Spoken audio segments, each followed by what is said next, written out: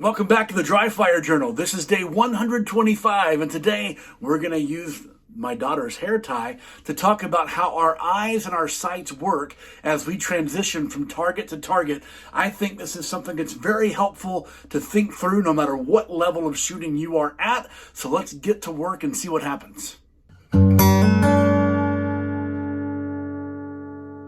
Hey REDHAWK family, welcome back. Before I get into this really cool visual drill, want to let you know that you can sign up at the REDHAWK Firearm Training website for a private one-on-one video coaching, and that's where you get to spend an hour doing whatever it is you want to do in dry fire with me coaching you via online video meeting.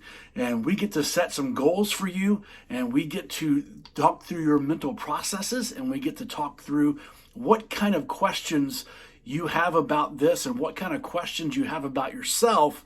And then we develop a strategy and a plan for you to work on that. And so if you want highly customized, very focused attention just on you and your dry fire routine, you can go to redhawkfirearmtraining.com, and I'll put a link down below in the comment and in the description, and you can check that out. Here's today's drill.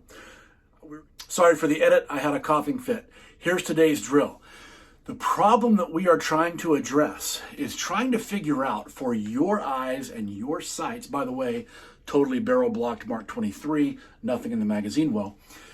If I am going to shoot target 1, and let's say it is here, I then need to transition my eyes and my firearm over to here. I'm trying to keep these imaginary targets on camera, so I'm just testing this out. I want to move my eyes and I want to move my gun. Here's one of the problems.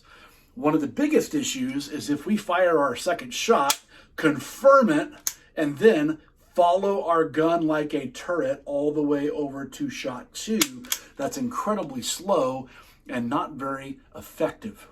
So we want our eyes after shot to lead the way to our gun. But one of the ways I want you to think about this is imagine that your eyes are magically attached to the sights on your gun, and they are magically attached with this hair tie that I borrowed from my daughter. And as my eyes move, it builds tension, and this hair tie isn't very big, so it can't stretch very far.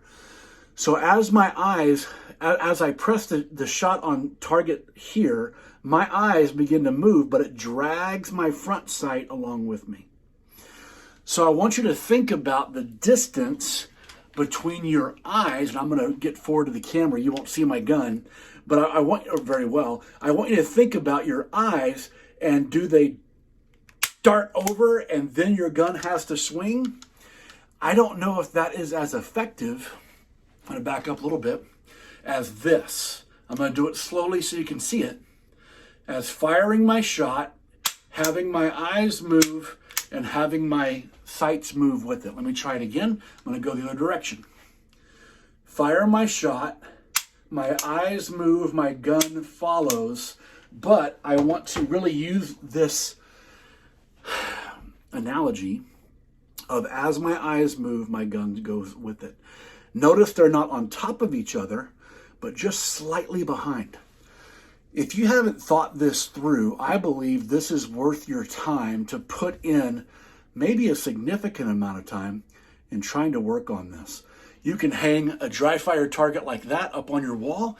You can hang 2 Post-it notes just like 4 feet apart and practice getting from here to here and making sure that it's not just your eyes that move, but your gun that moves quickly. And if you think through it like this, where your eyes move and your sight follows, it can't help but follow because they're attached with this imaginary stretchy thing. If you think this through, I think you'll notice that you start to transition just a little bit better. So give this some thought, give this some work, and I'll see you tomorrow.